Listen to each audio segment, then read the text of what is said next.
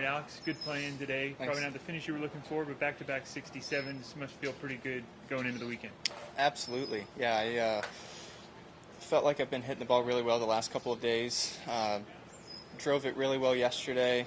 Only missed one fairway, and it was in the first cut of rough, and the rough's pretty juicy here, so it's nice to be able to stay out of that. I didn't drive it as well today, but I scrambled a little bit. The fairways I did miss, I felt like I missed it on a side where I was shooting kind of up the green instead of across the bunker or something. So I was able to make a score out of it. But yeah, probably shouldn't have bogeyed those two par threes that I did on my second 9. But yeah, very pleased overall. You mentioned the rough being difficult this week. A lot of guys are talking about that. How does this course kind of fit your eye? It's good. I feel like most of the fairways are fairly generous, and it's not super firm. I can't imagine what this course would be like if the ball's running 30 or 40 yards in the fairway. But yeah, I like it, and I like this type of grass, and the views are nice. I feel like I do pretty well on courses that have some elevation changes, so I like that aspect of it as well.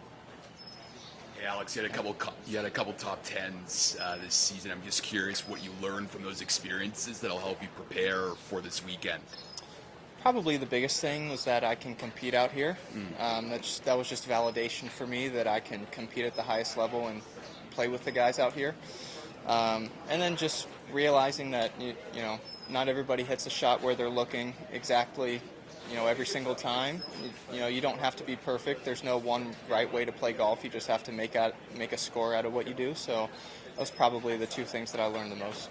I understand that you played on the Mackenzie Tour. I'm just curious what memories you have of that and playing in Canada. So I got on the Mackenzie Tour at a weird time. So I got my card in 2020, the week before COVID hit and everything shut down.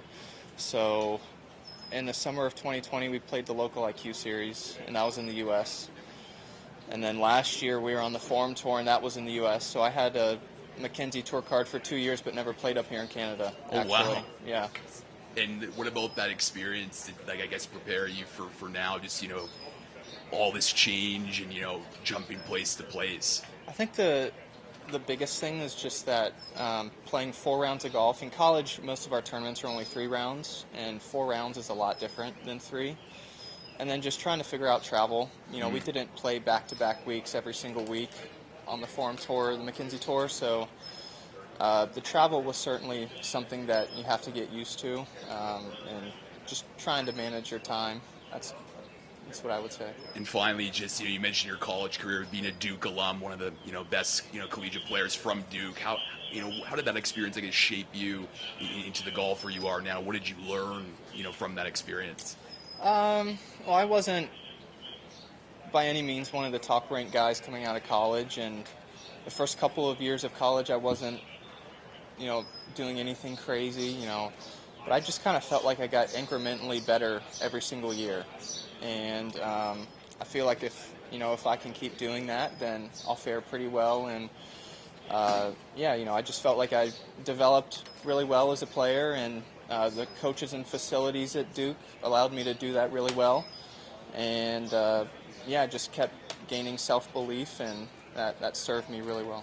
Thanks, Alex. Yeah. Alex, playing with Sahith today, I know a good pairing for you. Yeah. If you can talk a little bit about that. Yeah, so I've known Sahith for probably 5 or 6 years at this point. I don't know if I played any junior golf with him, just because he was from California and I was from North Carolina, so we never really crossed paths then. But yeah, I played with Sahith a decent amount in college, mostly amateur events in the summer. I remember playing the Sunnyhana with him a couple of times, and we got our tour card the same way, and it's nice to see him. I've been cheering him on. He had a really good week last week, and it's nice to see him have a lot of success out here as well. But I haven't played with him in a long time. I think the last time we played together was the Korn Ferry Finals last year, so it was nice seeing him again. He's a really, really nice guy. I wish I could play every round with him. Alex, quick question. You mentioned you had to scramble a little bit today. I know you found the rough today more than yesterday, but just what did you learn from that, and what kind of strategy do you have hitting out of some of that thick rough out there? How do you do it? Most of the time it's lie dependent. there are some lies where the ball nestles down all the way down to the bottom to the ground. But I think there's so much grass that the ball actually doesn't make it all the way to the bottom. It kind of sits up on top. Okay.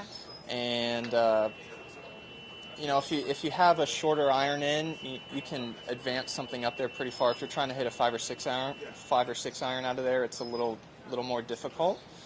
But yeah, you just have to read the lie. If the grass is laying with you, if the grass is going towards the hole, it's certainly a lot easier. If it's back into you, it doesn't come out at all. So I'm going to try and stay out of it the rest of the week. Tough to control the ball spin a little bit on some of those flyer lies? Absolutely, yeah. Yeah, you have to.